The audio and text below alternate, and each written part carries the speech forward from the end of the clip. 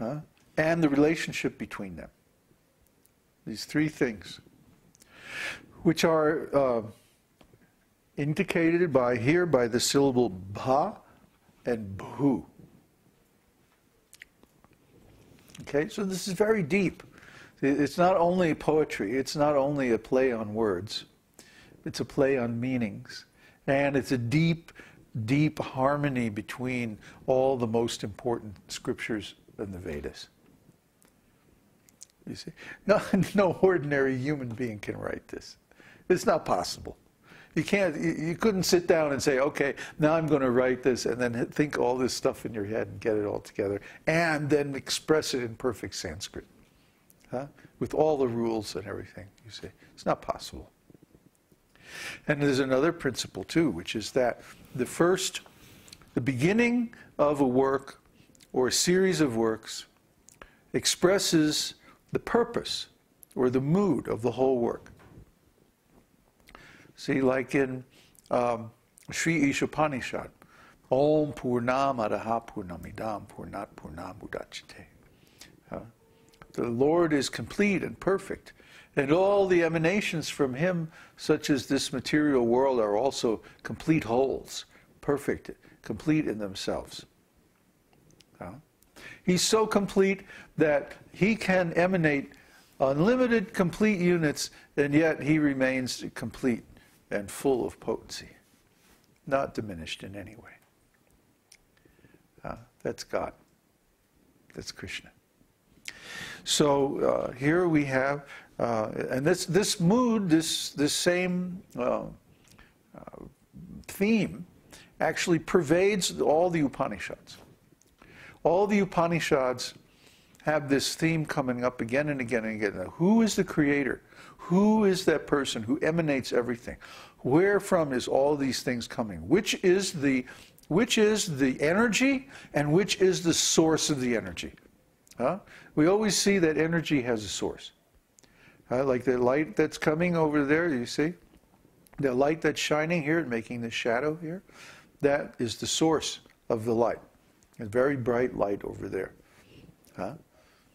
Or when we see the sunshine, we know that the sun is the source. And when we see the rain, we know, or the stream here, we see that the ocean is the source. And the sky is the source of air, and so many things. Okay, so every energy has a source. But what is the source then of the soul? What is the source of consciousness? We're all conscious. So that's an energy. It's a substance. So where is the source from which consciousness is emanated? Nityo nityanam, chaitanash chaitananam. There are many, many eternal entities, and there are many, many conscious entities. And there is one source for all those eternal conscious entities. And who is it? It's He who maintains all of them. Yo vididhati kama. Eko bahunam yo vididhati kama. There's one being who maintains all the rest. That's Krishna. He's giving the desires, He's giving the needs, He's supplying all of the requirements of all the other living beings. He's the supreme. He's the source from which everything has emanated.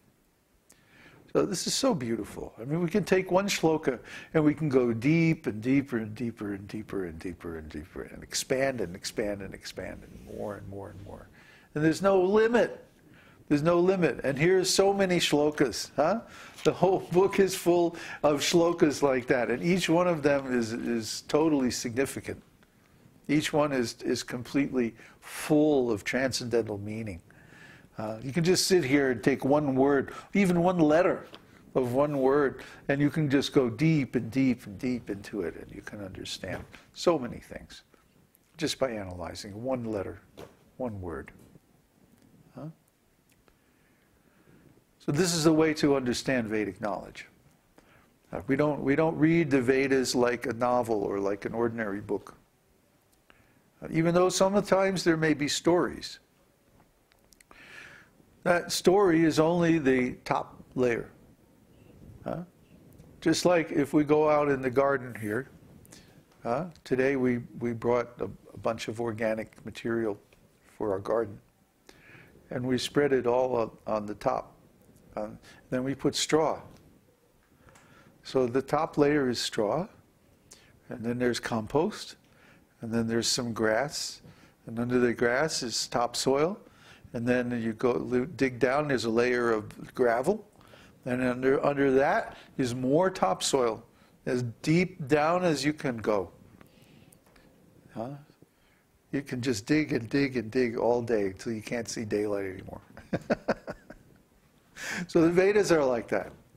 The Vedas are rich, and they're full of meaning, and they're full of substance, and they're full of esoteric, deep esoteric, hidden, recondite meanings. And you have to know all the Vedic literatures. You have to know Bhagavad-gītā, 1,000 Names of Vishnu, Vedānta-sūtra, Śrīmad-Bhāgavatam, Upanishads. You have to know Mahabharata. You have to know all these different esoteric literatures. And then you start seeing, oh, look, this one says this over here, and that reflects what that says over there. And then this here casts light on this other mystery over here. And then, you know, and so much. And you can go on and on and on studying these things. And more wonderful and more sweet and more brilliant meanings come out. The deeper you study. If you start to study Sanskrit, you find out these shlokas, they seem so simple, but they're so intelligently composed and so perfectly composed. One after another, after another, after another, after another. You just try to compose one shloka like this. It might take you a year. But then you look at the Vedas, and there's thousands and thousands and thousands of shlokas, and each one is totally perfect. It's not possible for a human being to write this. Simply not possible. So if we look in the Vedas, the Vedas themselves explain their origin. They say that they come from the sound of the breathing of the Lord. They come from the breathing of Mahavishnu. They're eternal. The Vedas are not a product of a material being or material intelligence. They are a product of the perfect intelligence of the Lord. That's why they're so wonderful, and that's why they're so deep, and they're eternal and true. Absolute truth. See, none of the things that are said in this 1,000 names of Vishnu are temporary. None of them are affected by time.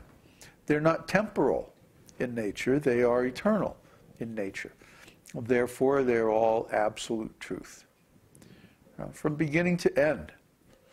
So nothing but absolute truth, like a mine of precious gems or gold that you can take unlimited amount of meaning from. Unlimited amount of spiritual wealth. People in this world, they are conditioned to want material things. But material things can't really make us happy. So without spiritual advancement, without spiritual consciousness, we can never really be happy the way we want to be. Take it from us. We all experience this. That when we come in contact with this transcendental sound vibration, then finally we get satisfied in this life. And until then, there was always some scratch that we couldn't quite itch, deep inside, deep in the heart. Some need that we could not fulfill, way down deep inside. And what is this need? It's the need for absolute truth. You see? Every level of the human being requires the right kind of food, the right kind of nourishment.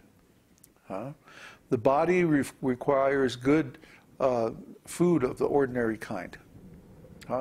The energy of the human being requires work, which is suited for the nature, the person's nature. You see? And if we don't get that, we become weak and sickly, isn't it? We lose enthusiasm for life and for our activities. Similarly, the mind of a human being desires beautiful things. We have to have beautiful things. We have to have enough beauty, enough aesthetically pleasing sense impressions to remain interested in the world of the senses and so on. And then the intelligence has to have what? Truth. Truth is the food of the intelligence. You see? If you are not able to get sufficient truth, then your intelligence becomes stunted. Try